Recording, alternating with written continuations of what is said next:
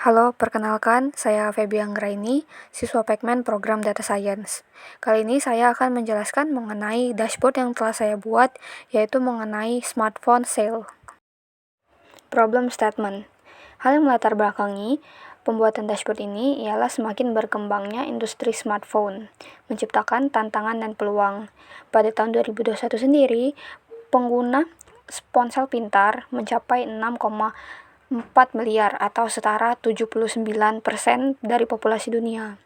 Di pasar Indonesia sendiri, diprediksi pada tahun 2024 akan terus mengalami peningkatan, sehingga kebutuhan adaptasi retail menjadi sangat penting. Dengan menggunakan analisis data untuk membuat dashboard, ini memberikan wawasan tentang kinerja penjualan, tren produk, dan preferensi pembayaran.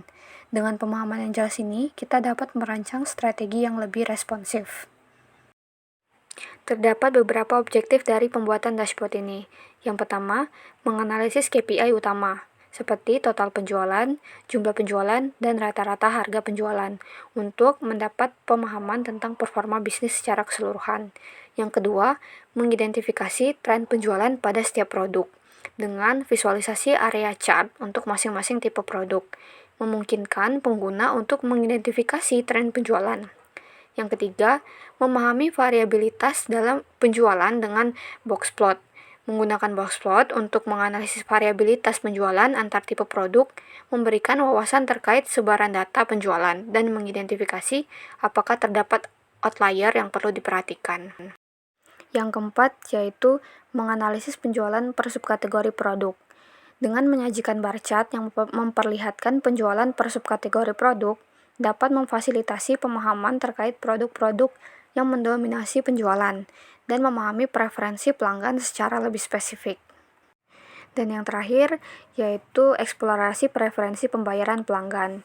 Dengan membuat visualisasi bar chart yang menggambarkan preferensi pembayaran pelanggan, dapat membantu dalam mengidentifikasi metode pembayaran yang paling umum digunakan dan memberikan landasan untuk strategi pembayaran yang lebih efektif. Tool dan dataset. Dataset yang digunakan diperoleh dari kaggle.com, yaitu platform daring yang menyediakan berbagai dataset untuk analisis dan pengembangan.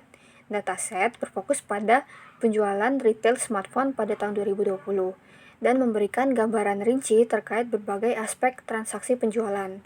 Kemudian, data dieksplorasi dan divisualisasikan menggunakan tableau publik. Selanjutnya, hasil eksplorasi. Yang pertama, analisis KPI. Dari analisis data tahun 2020, total penjualan smartphone mencapai 16.507.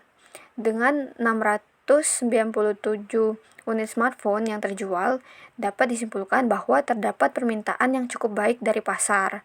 Selain itu, diketahui harga rata-rata penjualan sebesar 23.000, memberikan gambaran tentang kisaran harga yang sesuai dengan preferensi pasar. Hasil eksplorasi selanjutnya yaitu trend sale.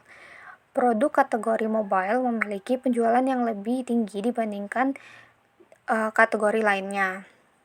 Pada bulan Juli, terjadi kenaikan yang signifikan terhadap penjualan dari kategori mobile.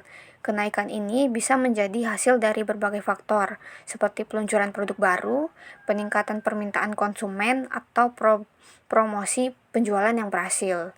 Dengan memperhatikan pola penjualan ini, kita dapat mengidentifikasi produk-produk yang paling diminati oleh konsumen. Selanjutnya yaitu boxplot produk.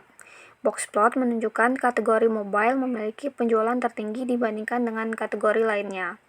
Hal ini menunjukkan bahwa produk smartphone memiliki daya tarik yang signifikan bagi konsumen dan menjadi salah satu penyumbang utama pendapatan bisnis.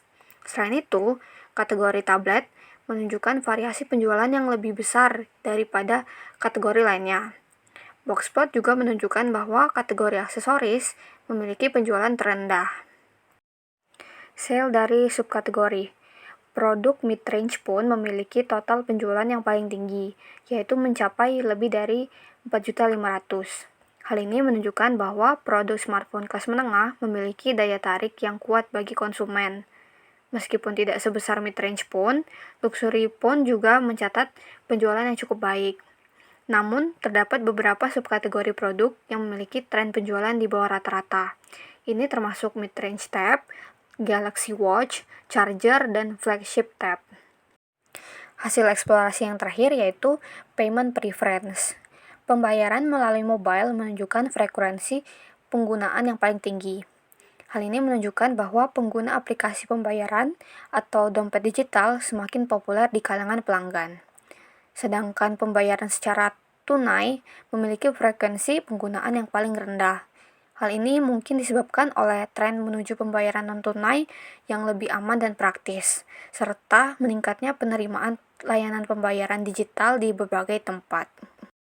Selanjutnya, setelah data dieksplorasi dan divisualisasikan menggunakan berbagai plot tersebut dikumpulkan menjadi satu sebagai dashboard.